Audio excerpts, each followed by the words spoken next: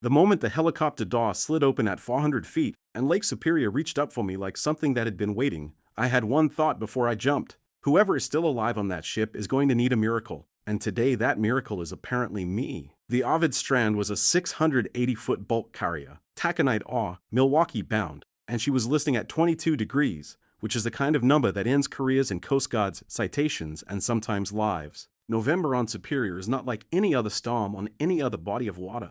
The gales come from the northwest, and they do not negotiate. They have swallowed ships whole and handed nothing back. I know this the way I know my own heartbeat, by feel, by years, by the particular sound my rotor makes when the updrafts are working against us. I hit the water at 14:09, 38 degrees Fahrenheit. I was in my dry suit, so I had maybe 40 minutes before the suit's edges started to lie to me. I got oriented in 3 seconds, spotted the Strand's hull looming gray and enormous above the swells, and started swimming. Here is what they don't tell you about rescue swimming in a Great Lakes November. The waves don't just knock you down. They pick you up and carry you sideways, and you have to spend energy just staying in the right direction. Energy you're going to need later. I burned 200 yards of hard stroke getting to the pilot ladder they dropped over the port side, and by the time I grabbed the first rung, my arms already had that particular heavy warm sensation I'd learned to respect. But I climbed. That is the job. You climb? I came over the rail at 14, 5 minutes in the water,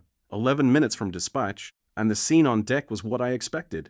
9 crew members in various stages of prepared and unprepared, 2 already in immersion suits, 1 praying out loud in what sounded like Polish. The first mate, a compact woman named Brecken, met me before my boots had finished dripping. 14 crew plus 2 observers, she said. All accounted for. Captains below managing the pumps. 1 injured, ankle, not serious. And we have, she paused, and her expression did something complicated, a situation with one of the observers. I was already scanning the deck for hazards. Situation meaning what? Meaning he won't come to the muster point. He's been at the starboard rail for 40 minutes, writing in a notebook. I turned to look where she was pointing, and that is the moment. That is the one I keep coming back to. Because standing at the starboard rail of a 22-degree listing ship in a Force 9 gale on Lake Superior, completely alone, completely still, was a man in a dark orange immersion suit that he hadn't zipped all the way up, like he'd put it on as an afterthought. And he was writing in a small yellow notebook with a mechanical pencil. Writing,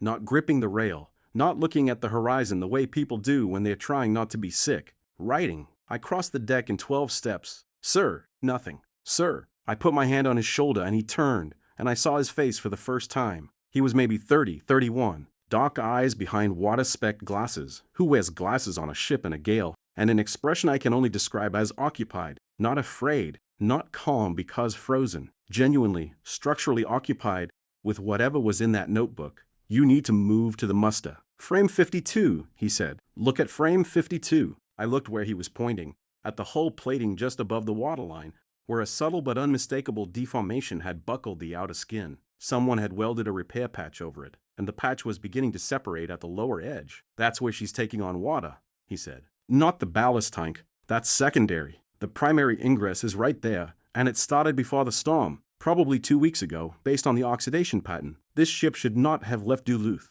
I stared at him. Who are you? Caspian Orel. NTSB. I was doing a structural survey in pot. I'm still, he glanced at his notebook, doing it. This is what I want you to understand about competence. When you do this job long enough, you develop a very specific skill for reading people under pressure. You know, within seconds, whether someone is going to freeze or fall apart or hold together. And standing there in the wind and spray and the particular iron smell of a Great Lakes storm, I was reading Caspian Orel like a chart. And what I was reading was, this man will not fall apart. This man is the most useful person on this ship right now, and I need to figure out how to use that. Tell me what you know about the structure, I said. He told me, in under 2 minutes, with the efficiency of a man who has been rehearsing it since the moment the ship started listing. He outlined the failure sequence. Frame 47 to frame 61. Starboard bilge. Progressing aft. The aft ballast tank had a slow secondary breach, and the pumps were managing it. But if pump 2 went down, 40% probability based on the vibration he'd been feeling through the deck plates, the whole aft section would begin a rapid flood sequence. Evacuation priority. Crew quarters aft first, engine room second, bridge crew last, because the bridge structure would stay above water longest. I got on the radio and relayed every word to my crew chief in the helicopter. There was a pause from above. Then, swimmer, confirm your source. NTSB structural investigator. He's been on this ship for 2 days. Trust the information. Another pause. Then, copy. Off crew first. Basket going down. Caspian finally closed his notebook. We worked together for the next 26 minutes, and I want to say it was seamless, but that would make it sound easy. It was not easy. The deck was pitching 8 degrees in each direction. The rescue basket required 4 hands to guide in conditions like these, and 3 of the crew were fighting the kind of panic that makes people grab the wrong things and move the wrong way. Caspian moved among them not like a comforter but like a structural engineer. Precise, load distributing, putting the right person next to the right handhold at the right moment. No raised voice, no reassuring platitudes, just, here, step here, hold this, not that one, this one. At one point I was heading for the ladder to the lower deck to confirm the engine room crew was clear. Caspian's hand came across my path, not grabbing, just a flat palm. Don't, he said. I stopped. Engine room is clear. Brecken confirmed it 2 minutes ago. He glanced at the ladder, and his expression did the thing again, the occupied thing, reading something I couldn't see. And that ladder has maybe 90 seconds. I looked at him. I looked at the ladder. I stayed. 87 seconds later, the section of deck plating below the ladder dropped 4 inches as the frame 52 breach widened catastrophically, and the ladder swung free of its lower mounting with a sound like a gunshot. I did not say anything. Caspian did not say anything. He turned and guided the last 2 crew members toward the basket, but here is what stays with me from those 26 minutes, the way he moved. Not heroic, efficient. Not dramatic, specific. Like every step had been calculated from a place of such complete structural understanding that fear didn't have room to get in. I have worked with a lot of people under pressure. I have never worked with anyone like that, and I have certainly never, in 11 years, been told not to take a ladder, and obeyed without asking why, and been right to do it. We were on the last basket load, Caspian, myself, and the first mate, when the aft section let go. It was not the catastrophic capsize I'd been running scenarios against. It was a progressive structural failure that started at frame 58 and walked forward, a sound like the ship exhaling everything it had been holding. The stern dropped first, and the bow lifted, and the whole vessel found a new and fatal angle. The basket was 12 feet above deck when this happened. I had my hands on the guide rope, watching the deck angle change, running the math on whether the cable had clearance. But I was also aware, very aware, of Caspian's shoulder against mine in the basket, and the fact that he was looking up at the helicopter, not down at the ship, and his face was not afraid. It was the same occupied expression, like even now he was filing something away. She's going bow up, he said, almost conversational. I know, I said. She'll go in about 4 minutes. I know, that's a significant amount of taconite ore going to the bottom of Lake Superior. I looked at him. The basket was rising. The lake was 40 feet below us now, and the Arvid Strand was beginning the last geometry of her life. Are you narrating the sinking of the ship we were just on? I'm documenting it,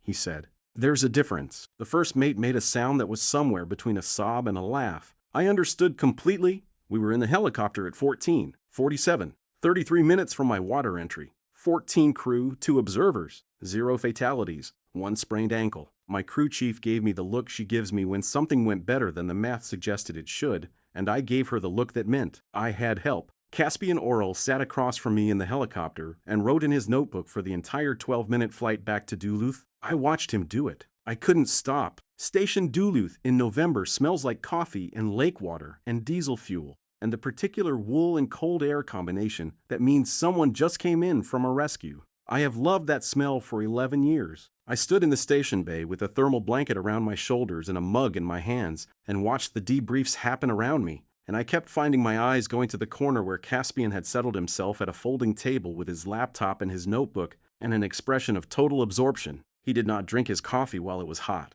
I noticed that he had taken his glasses off to wipe them dry and then put them back on, and they were slightly crooked, and he hadn't fixed them, and I noticed that too. Stop noticing things, I told myself. You have a debrief to give. I gave the debrief. It was thorough. My crew chief, Lavinia, who has known me for 6 years and has the particular skill of hearing things I'm not saying, raised her eyebrow exactly once during the section where I explained how the NTSB investigator's structural assessment had shaped the evacuation sequence. I did not look at her when she did it. I just kept talking. The NTSB wanted Caspian back in Washington by Monday. He filed a request for a 2-week extension to complete his on-site assessment of the wreck site, which would require dive support and sonar equipment. The request was approved. He was in Duluth for 3 weeks. I am not going to pretend I don't know exactly how many days that was. The first week, we crossed paths at the harbor, professionally. He was coordinating the dive survey of the Strand's wreck, which had come to rest in 180 feet of water, about 4 miles out. I was running routine training swims and one actual cal-out, a capsized kayaker. Non-serious. We nodded. We talked about the wreck. He showed me his structural diagrams, and I understood maybe 40% of them, but I asked questions anyway, because I wanted to understand the other 60, and also because the way he explained things had a quality I can only describe as generous, like he genuinely wanted you to see what he was seeing. The second week, somehow, we started having breakfast at the same place, the Anchor, on Lake Avenue, which does a decent Eggs Benedict and a very good dark roast. I don't know who started this. Neither of us mentioned it. It simply became a thing that happened. He took his coffee with no sugar and a precise amount of cream that he measured by watching the color change. I ordered the same thing every time, and he remembered this without me saying so. And once, when I was late, there was a coffee waiting at the table, made exactly the way I take mine. I sat down across from him. He didn't look up from his tablet. The dive team found the frame 52 failure, he said. Yeah, exactly where I predicted. Stress fracture propagated from a pre-existing repair weld, probably installed in 2019. He turned the tablet toward me. See the oxidation differential? 3 years of accelerating corrosion. I looked at the image.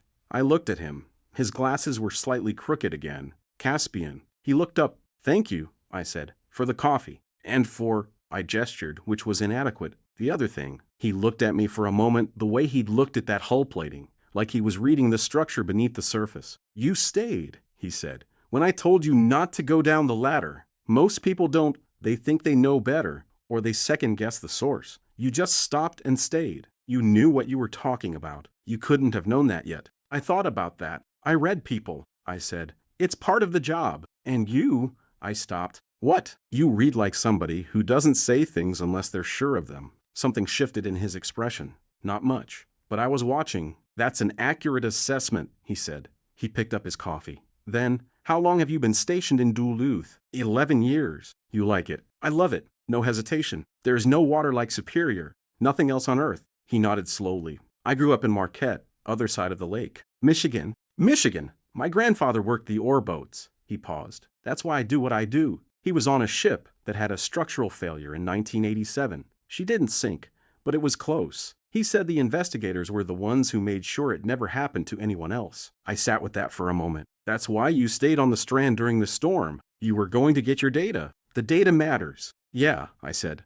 But you could have. I had my immersion suit. He almost smiled. I calculated the risk. The almost smile did something particular to the baseline of my composure. I am a professional. I note this only because it's accurate. The third week, his report was finished. I found this out because I asked Lavinia, who had somehow become aware of the NTSB's project timeline, probably because Lavinia becomes aware of everything eventually. She told me on a Tuesday. She did not elaborate. She just watched my face and then went back to her paperwork. I went to the Anchor the next morning. He was there. The coffee was waiting. I heard your report's done, I said, sitting down. It is. He wrapped both hands around his mug. Outside, the lake was flat and steel gray, the November light doing its particular thing where everything is either luminous or dark, with nothing in between. Submitted it yesterday. So you're heading back. I should. He looked at the lake. I've booked a flight for Thursday. I nodded. I drank my coffee. The Eggs Benedict arrived and I didn't really taste them. Then he said, I've been trying to decide something. I looked up.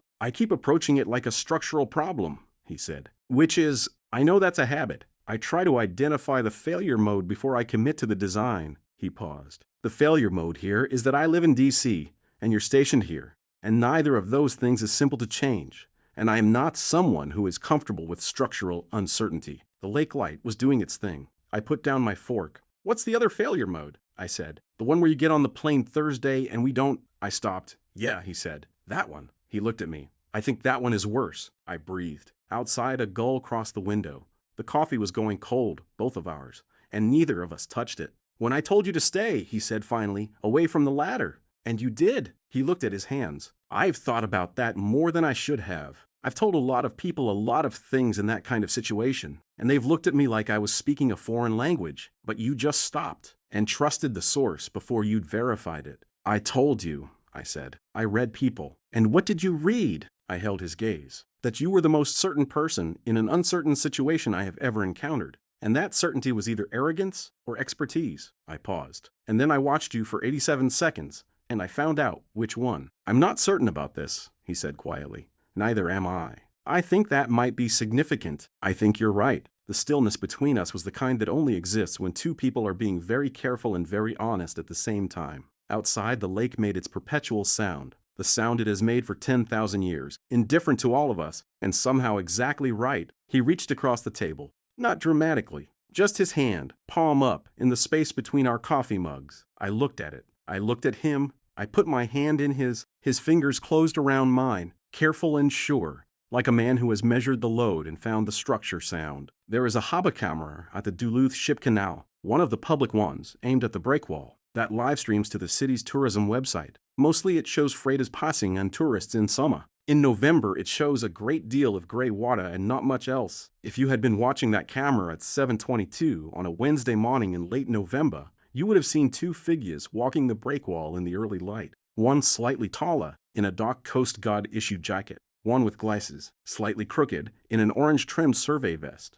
The lake wind was coming off the water the way it does, hard and constant, and at one point it hit them broadside, and the one with the glasses stumbled half a step, and the other one caught him, a hand at the elbow, automatic, and sure, they kept walking. Neither of them was in any hurry.